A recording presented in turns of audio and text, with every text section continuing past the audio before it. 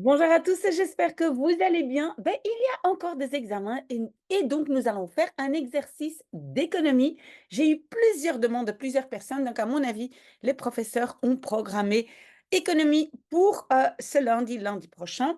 Et alors, je montre sur l'écran maintenant, je montre l'exercice que je vais vous lire. Vous pouvez suivre et on va essayer de les résoudre ensemble. Donc, un couturier, pardon, a vendu 100 robes à 800 € hors TVA, pièce sur une année.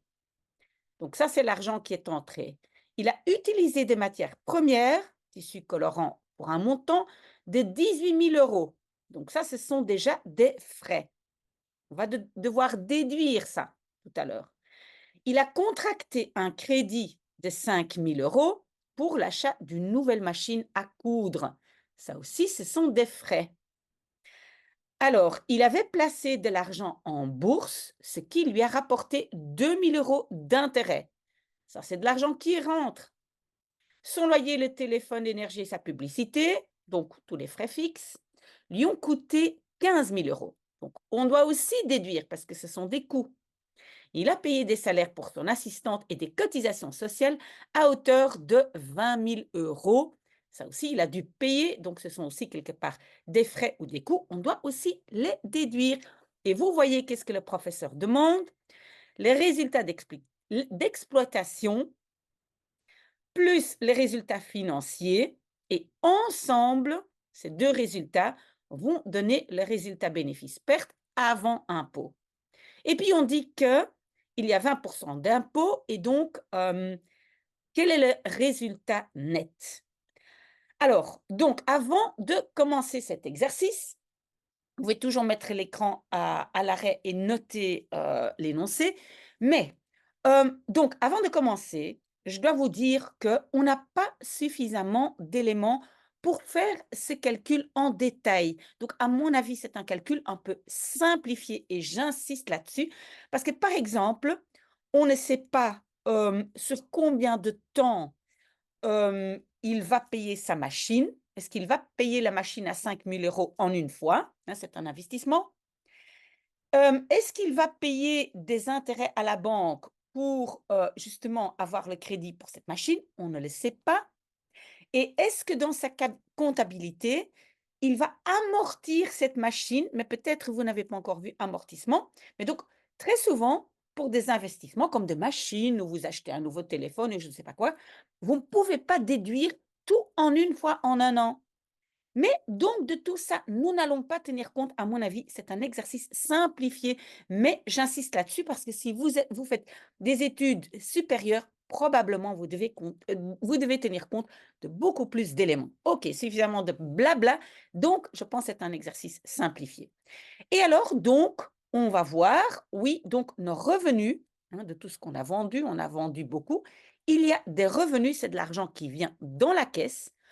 On a donc 100 robes à 800 €. OK?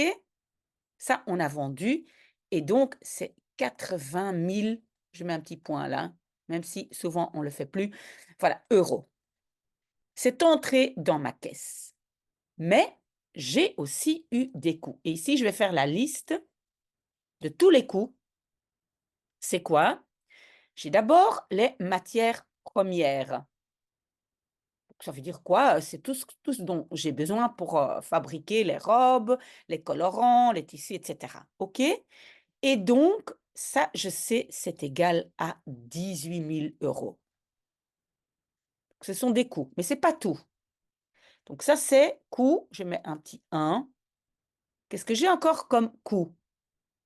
J'ai ce qu'on appelle les charges fixes, hein. Téléphone, loyer, électricité et cetera, on appelle ça des charges fixes. Il doit fixe, un S, il doit payer aussi, c'est de 15 000 €. OK? Regardez l'énoncé si vous ne le savez plus, hein. Puis, qu'est-ce qu'il a aussi? Il a aussi des salaires et cotisations sociales. Donc salaire et cotisations sociales. Je mets des abréviations, hein. Et il a payé combien? Oui, 20 000 €. OK?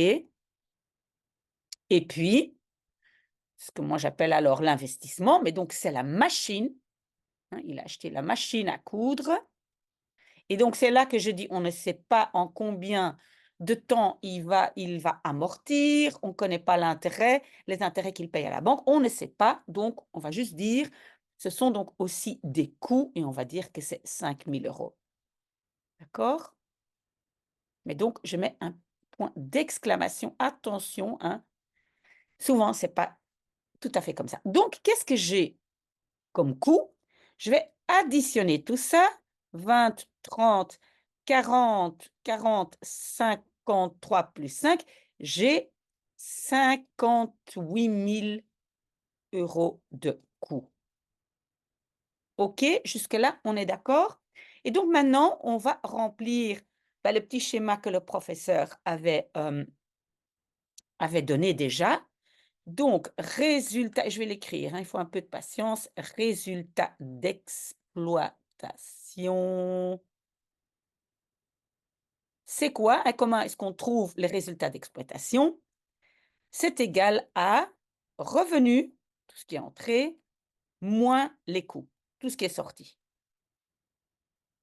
OK? Donc c'était 80 000 moins les coûts, c'était 58 000. OK? Donc, je fais ça moins ça et donc j'obtiens 22 000 €. Ça, c'est donc résultat d'exploitation. OK? Ça, j'ai déjà.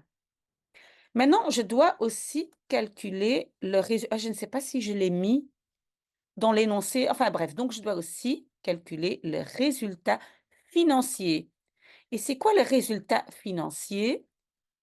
C'est donc tout ce que j'ai reçu ou payé, ce qui est entré ou sorti, mais qui vient des activités financières, donc ce que j'ai placé, et cetera, hein, des intérêts.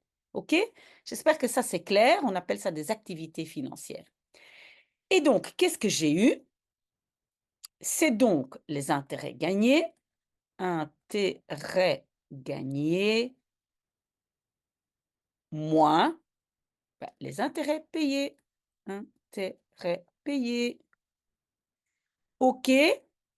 Qu'est-ce que je sais? Les intérêts gagnés, beh, à la bourse, c'était les 2 000 €, hein, j'ai gagné 2 000 € à la bourse, moins des intérêts payés, bah, je ne sais pas combien d'intérêts j'ai payé pour ma machine à coudre, ben, je vais dire 0, hein, je ne le sais pas, probablement c'est pas 0, mais je prends 0. Donc, c'est quoi le résultat financier? C'est 2 000 €. OK? Voilà, 2 000 €. Et donc, le résultat avant impôt, hein, donc j'ai pas encore payé les impôts parce que les impôts, ça dépend aussi un peu de la commune, et cetera, si on est en société, pas société, et cetera. Donc le résultat avant impôt, ce sont les 22 000 plus les 2 000.